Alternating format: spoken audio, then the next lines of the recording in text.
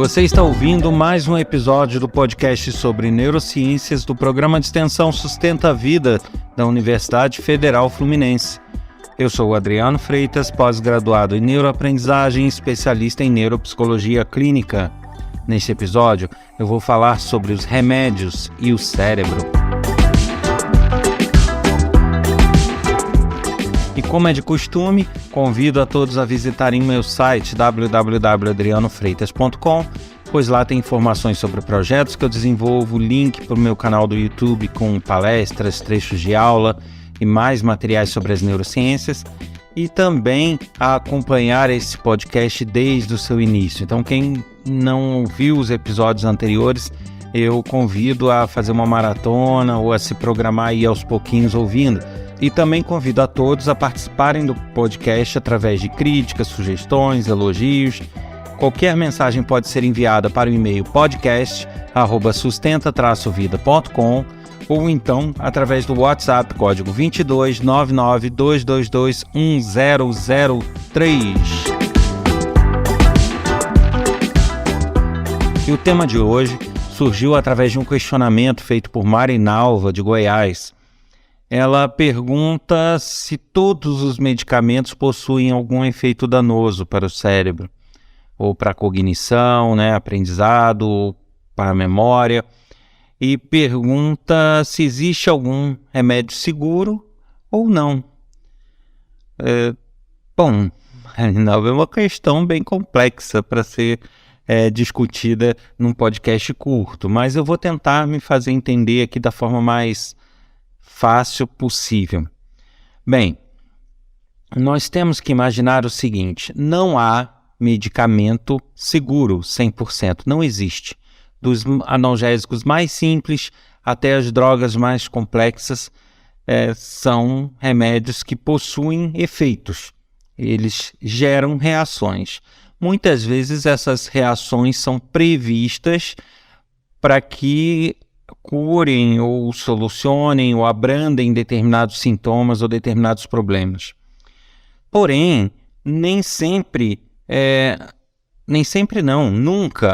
a medicina e a microbiologia é uma ciência tão exata. Então, não é como a matemática, 2 mais 2 são 4 e acabou. Não é assim. Então, você tem uma substância que gera uma possibilidade ali de reações, às vezes intencionais, porém, cada organismo, cada pessoa é uma pessoa e cada situação é uma situação, cada patologia é uma patologia. Então, não há meios de se prever que as reações vão estar totalmente dentro do esperado para todo mundo. Então, essa já é um primeiro aviso aí que eu deixo. Lógico que aqui eu vou direcionar mais esse assunto para a questão do cérebro, do aprendizado, da memória e de outras habilidades, porque é de fato a minha área e é o propósito do podcast. Mas falando em linhas gerais, nós temos que imaginar que o nosso corpo, ele na verdade é uma máquina e que ela não opera com partes independentes.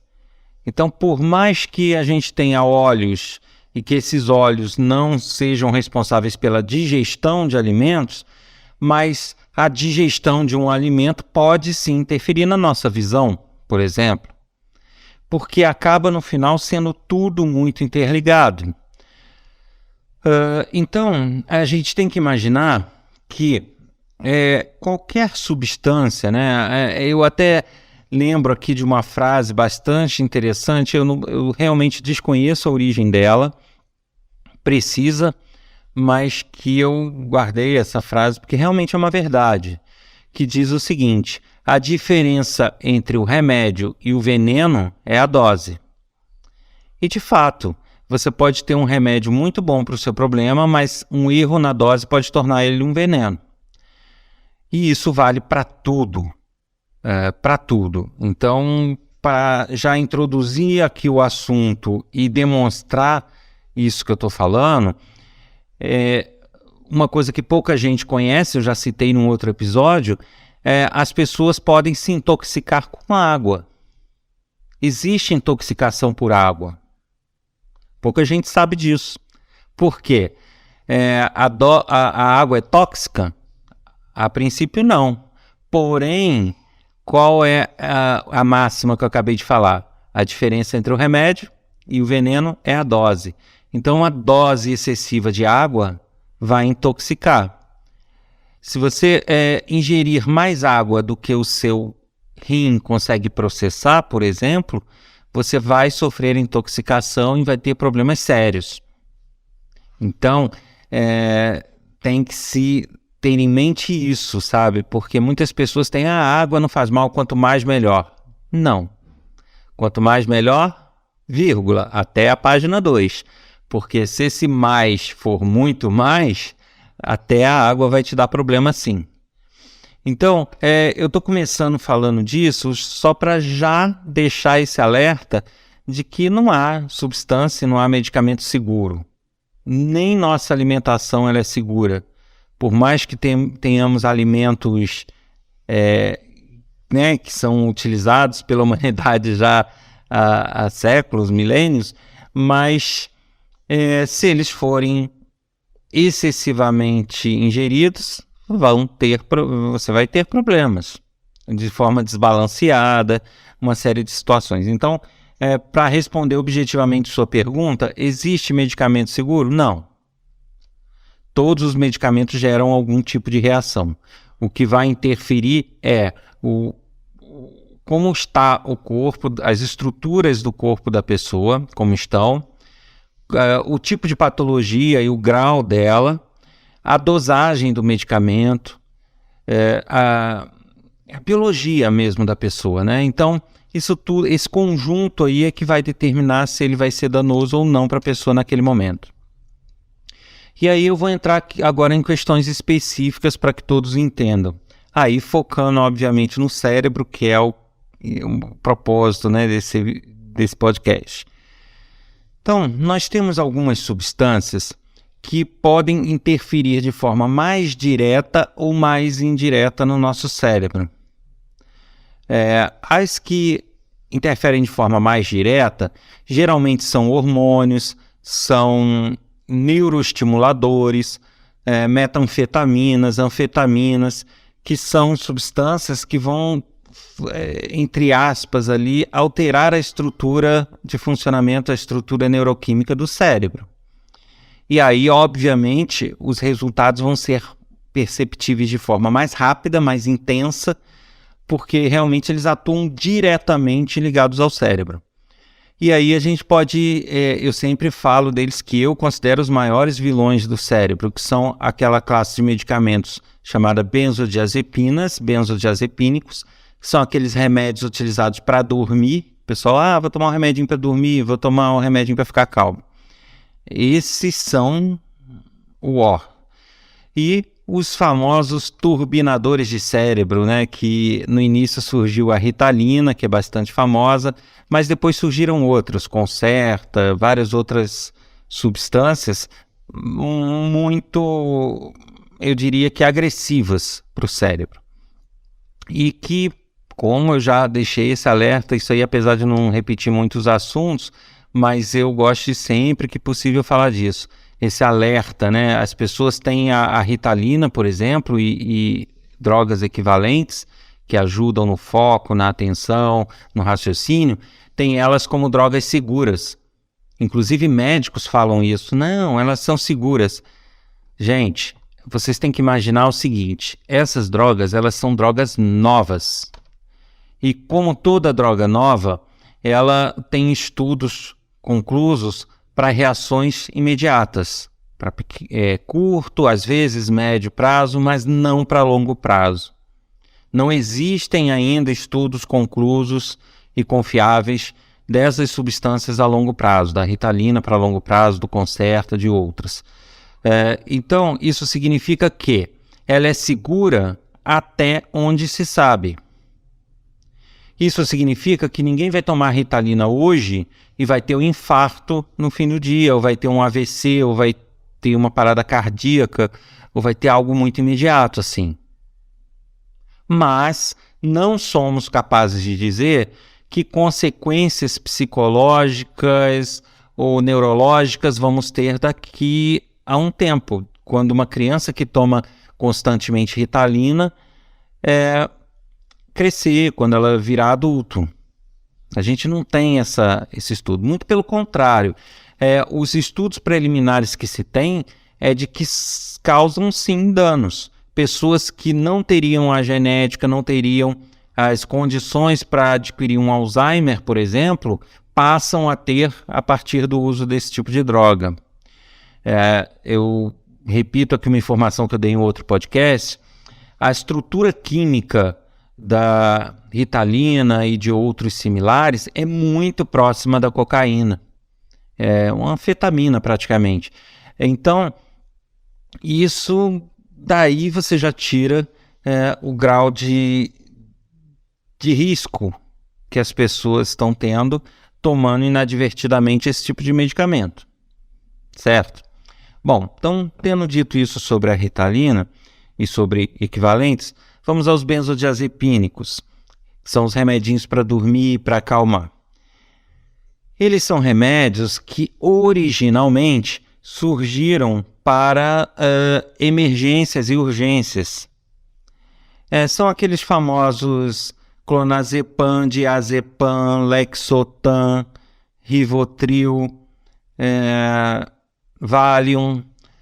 Esses remédios, eles, como eu falei, foram criados originalmente para urgências e emergências, porque muitas vezes em situações emergenciais, num acidente ou em diversas outras situações graves, a pessoa entra em choque. E ao entrar em choque, ou estar psicologicamente abalada ou diversas outras possibilidades, ela acaba tendo resistência e dificuldades ao tratamento e ao socorro. Então, e até no caso também esquizofrênicos e outras pessoas que estão numa crise aguda precisando ser socorridas. E aí, nessa situação, essas drogas seriam usadas para que possa controlar aquela questão aguda e, a partir do controle agudo, a pessoa receber o tratamento adequado e, aos poucos, retirar essa medicação. Esse foi o destino, a destinação original desses medicamentos. Só que é o que nós vemos hoje? Não. Hoje essa classe de medicamentos se tornou praticamente medicamento de uso contínuo. Tem gente que usa diariamente antes de dormir. E não consegue mais dormir sem isso. E aí está um problema seríssimo. Eu já falei sobre benzodiazepinas, vou falar aqui de novo. As benzodiazepinas são remédios que afetam diretamente o cérebro. Elas causam degeneração em diversas áreas do cérebro que vão ocorrer. Isso aí é indiscutível. Não tem, mas fulano não ocorre. O que vai ser determinante aí é que pode ocorrer com variação de tempo, né? Uma pessoa pode ter reações mais brevemente, outras podem demorar mais a ter reações. E algumas mais graves, outras mais brandas. Depende, porque cada pessoa é única. Mas todas vão ter, praticamente, reações a partir desses medicamentos. O que complica aí é que muitas pessoas não têm parâmetros para avaliar se estão tendo reações. Porque as reações, elas são tão adversas que você pode ter, por exemplo, uma pessoa que imediatamente tem problemas de memória com o uso desse tipo de remédio. Pode ter outras pessoas que passam a ter enjoos. Pode ter pessoas que passam a ter problemas de apetite, problemas gastros. Enfim, é uma série, um leque muito grande. E quando a gente fala daqueles problemas que afetam o cérebro, que aí nós estamos falando de comportamento, de memória, de aprendizagem, aí entra essa questão que eu falei, não se tem parâmetro. Porque a pessoa diz, eu tomo toda noite para dormir um comprimidinho de Ritalina, de Rivotril, mas eu tô bem. Tá, mas ela tem parâmetro para dizer se ela estaria melhor ou não se ela não estivesse tomando? Ela não tem como afirmar isso. Então, como que você vai afirmar que ela está boa se você não tem parâmetros para dizer como ela estaria se você não estivesse usando? Então, é uma questão bem complexa de se analisar. Agora, o fato é que remédios para dormir afetam diretamente o cérebro e degeneram. Eles não foram feitos para uso contínuo. Da mesma forma, a Ritalina e medicamentos similares. A pessoa tem que entender o seguinte: o medicamento ele é bom, ele é útil e ele deve ser usado. Em nenhum momento eu estou dizendo que ele não deva ser usado. Porém, ele deve ser usado em casos específicos de extrema necessidade. Não é você ir ali na farmácia, dar um jeitinho de comprar sem receita e tomar. E são medicamentos que causam diversos problemas. Vamos entender um pouquinho os tipos de reação, ou de que maneira as coisas afetam, Então, para início de conversa, a gente tem que entender que o nosso corpo, ele possui estruturas, cada estrutura mais especializada em uma coisa, e todas essas estruturas estão organizadas no nosso corpo, de uma forma que se interagem ali para que a máquina inteira funcione. Bom, e essas estruturas, para que elas não sejam muito vulneráveis, muitas delas possuem mecanismos de autorregulação. O que significa o seguinte, que elas, por exemplo, uma glândula, ela gera secreta uma determinada quantidade de hormônio, por exemplo. Se você toma hormônio por via oral ou endovenosa e você aumenta esse nível de hormônio, você pode ter efeitos imediatos que você queria. Ok, por exemplo, tem gente que toma hormônio da tireoide para emagrecimento. Eu falo que é péssimo isso, que ninguém deve fazer, mas tem gente que faz. Só que qual é o problema disso? A partir do momento que entra um hormônio numa quantidade a mais do que o corpo precisa, desbalanceia aquilo ali, as estruturas se organizam para passar a produzir menos. Por quê? Nossa, a gente está produzindo e o corpo está com muito, não precisa produzir tanto assim. Então elas diminuem a produção. Nisso que diminui a produção, o que está entrando daquilo que você está tomando já não faz o mesmo efeito. Por quê?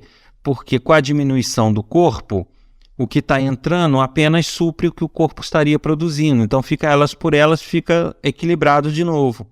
Aí o que você acaba tendo que fazer? Tomar mais quantidade. Aí você toma mais quantidade, o que o corpo vai fazer? Nossa, aumentou de novo o hormônio. Vamos abaixar mais a produção. E aí produz menos ainda daquele hormônio. Isso é o chamado efeito rebote. Quanto mais você toma, menos o corpo produz e mais ele precisa. Porque aí, se você para de tomar, o corpo já não produz mais aquela quantidade que deveria. Aí o seu corpo vai ficar em falta. Então você acaba tendo a necessidade de tomar sempre, acaba de tempos em tempos tendo a necessidade de aumentar a dose e o corpo cada vez diminuindo a produção, até chegar num ponto que para. Algumas estruturas param e depois retomam se você parar de ingerir. Outras não retomam. Tem substâncias que podem entrar em processos de falência, de parar mesmo de produzir. Então, não é uma coisa legal. Esse é o chamado efeito rebote. É um efeito que alguns medicamentos causam. Então, por isso que tem certos medicamentos que você toma, funciona, daqui a pouco você toma, já não funciona tanto, aí você continua tomando, ele vai diminuindo, daqui a pouco ele não está fazendo tanto efeito como ele fazia antes. Por quê? Efeito rebote. Certo? Então, este é um principal efeito que a gente vai observar. E que ele é responsável, em muitos casos, pela dependência química. Porque a partir do momento que o seu corpo deixa de produzir uma substância e passa a depender do que você ingere para trabalhar direito, se você para de ingerir, para de funcionar tudo, porque não tem a substância, e aí começa você a ter problemas. Então você só passa a funcionar direito a partir do momento que você toma aquele medicamento, em alguns casos vai aumentando dose. Então, isso é um dos mecanismos que pode te levar a um vício químico, né? Então, já começa por aí os problemas. Outros fatores que devemos observar, né? Além do vício químico. Como eu falei, as estruturas são interligadas. O nosso corpo, a gente não tem um rim lá flutuando que não é ligado a nada e que trabalha por conta própria sozinho. Não é assim, as coisas são interligadas. Então, a gente tem que imaginar que a gente pode ter reações das mais variadas por coisas muito, assim, estapafúrdias, coisas que às vezes o médico nem tem noção que poderia ocorrer e ocorre pelo uso excessivo ou pelo uso inadequado de uma substância. Eu vou citar aqui um exemplo, por exemplo, existem algumas substâncias que ajudam a inibir a absorção de açúcar, por exemplo. E que, além de ajudar a inibir a absorção de açúcar, existem outras que prometem eliminar açúcar pela urina, etc, etc. Várias propagandas sobre isso por aí. Eu não vou entrar aqui porque não é minha especialidade, não vou entrar em detalhes técnicos de cada substância dessa, mas imagine o seguinte, eu falo voltando aqui para o meu foco que é o cérebro. O nosso cérebro ele é muito dependente de açúcar, tá? Tanto que se houver uma baixa de açúcar, você tem hipoglicemia, você desmaia. Dependendo desse grau de hipoglicemia, você pode entrar em coma. Dependendo do coma, se manter por muito tempo a hipoglicemia, você pode entrar em falência, morte. Então, o açúcar, o cérebro se alimenta de açúcar. E é o cérebro que nos coordena o nosso corpo inteiro. Então, as pessoas muitas vezes fazem uso, ou até por orientação médica que seja, de algum desses medicamentos para reduzir a absorção de açúcar, por exemplo. Ok, funcionou, diminuiu o peso, obesidade, uma série de situações ali que ela talvez precise. Se ela está com nível de glicêmico alto, né, ela pode reduzir, etc, etc. Muito legal. Só que aí a criatura resolve falar, bom, isso funcionou, então vou fazer o seguinte, vou tomar mais um pouquinho, porque, né, se eu estou emagrecendo X, eu vou emagrecer Y, vai ser melhor para mim. Ou se eu estou com o meu nível de açúcar mais controlado, eu posso abaixar ele mais um pouquinho. E aí, por conta própria, vai lá, dobra a dose. O que vai acontecer? Ela já vai ter um nível de açúcar, de glicose mais baixo do que ela deveria. Aí a coisa funciona de forma mais intensa e tal, poxa, legal, funcionou, então vou fazer o seguinte, vou aumentar mais um pouquinho. Aí nisso da pessoa ir aumentando, poxa, mas açúcar, né, que mal vai fazer? Eu tô bem de saúde, tô isso, tô aquilo. Cara, ela pode simplesmente começar a fazer o uso de uma dose que comece a privar o cérebro dela de açúcar. Isso pode ocorrer? Pode. E aí o que vai acontecer? Ela às vezes toma um dia nada acontece, toma outro dia nada acontece e o nível de açúcar dela caindo. Toma outro dia nada acontece, outro dia nada acontece e vai por aí afora. Chega um dado momento que o cérebro não consegue as 500 quilocalorias que ele precisa. O que vai acontecer? A pessoa vai começar a ter hipoglicemia, vai começar a ter desmaios, vai começar a ter tonturas. Aí ela às vezes não liga, pô, já tô tomando esse remédio há um mês, não aconteceu nada, não é dele não, deve ter sido uma queda de pressão, e tampa no remédio, tome remédio. Aí, ao invés de tontura, o que ela vai passar a ter? Desmaio, ou porque não coma. E muitas vezes ela vai parar numa UTI, em coma, e os médicos não sabem nem por quê, porque não há uma doença que gere aquilo. Há o quê? A ingestão de medicamento para controle de absorção de açúcar, só que em uma dosagem errada, feito por pessoas de forma inadequada. Então, a gente tem que imaginar o seguinte, a pessoa tem a ideia, às vezes, que a alimentação pode interferir na gordura, pode deixar a pessoa mais gorda, menos gorda, de repente com algum problema de diabetes ou não, algum problema de alcoolismo ou não, mas a pessoa não imagina que outros problemas podem derivar da alimentação, inclusive um coma, por exemplo. Percebem? Então nós temos a dependência química, né, do efeito rebote que eu falei, nós temos essa questão do efeito indireto, que muitas pessoas tomam um medicamento para uma coisa e acabam interferindo em outra, né? Tem pessoas que, não tem problema, vou tomar vitamina D, porque suplementação, porque a minha vitamina D está baixa. As pessoas têm noção, às vezes, de que vitamina nunca é demais. Não, vitamina é sempre bom, não importa, quanto mais vitamina, melhor. Não é assim, né? Existem pouquíssimas vitaminas que você pode tomar em excesso, geralmente do complexo B. Mas aí a pessoa toma vitamina C, vitamina D e tampa em vitamina. Ela pode ter uma hipervitaminose. E isso pode causar danos sérios, dependendo do tipo de vitamina.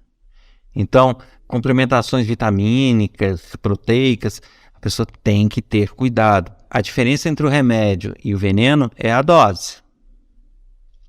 Certo?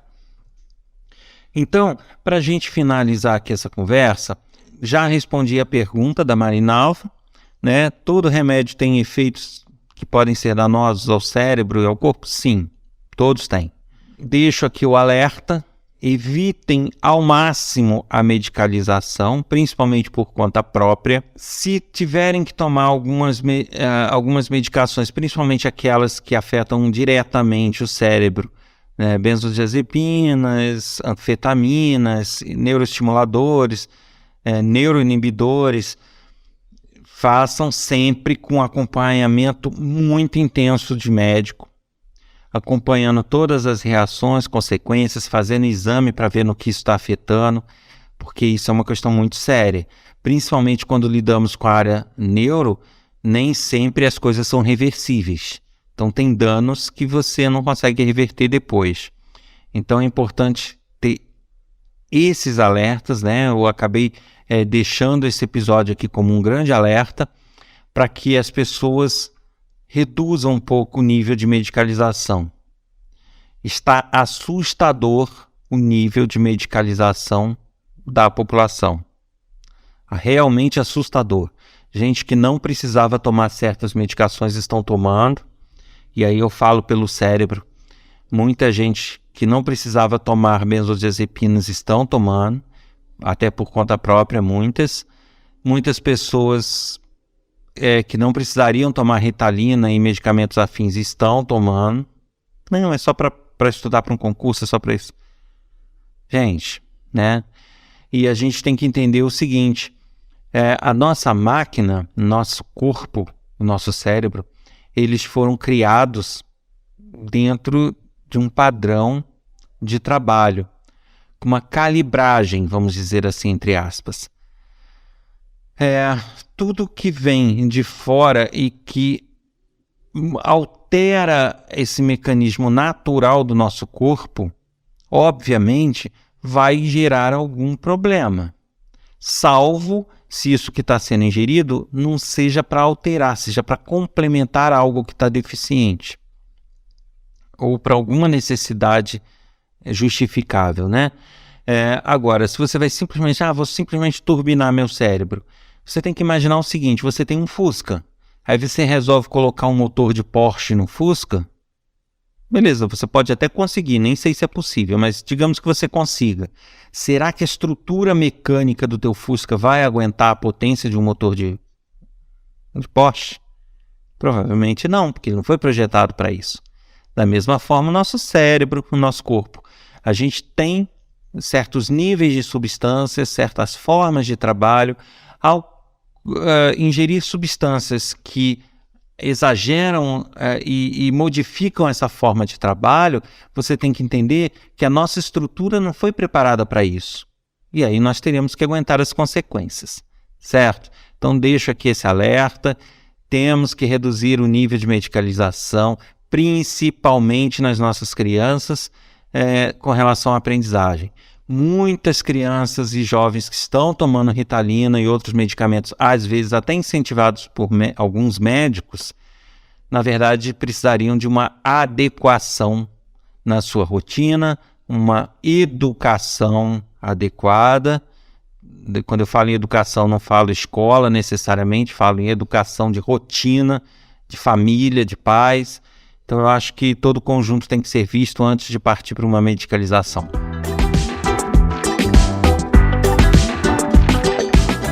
Você ouviu mais um episódio do podcast sobre neurociências do programa de extensão Sustenta a Vida da Universidade Federal Fluminense. Eu sou Adriano Freitas, pós-graduado em neuroaprendizagem e especialista em neuropsicologia clínica. Nesse episódio eu falei sobre os remédios.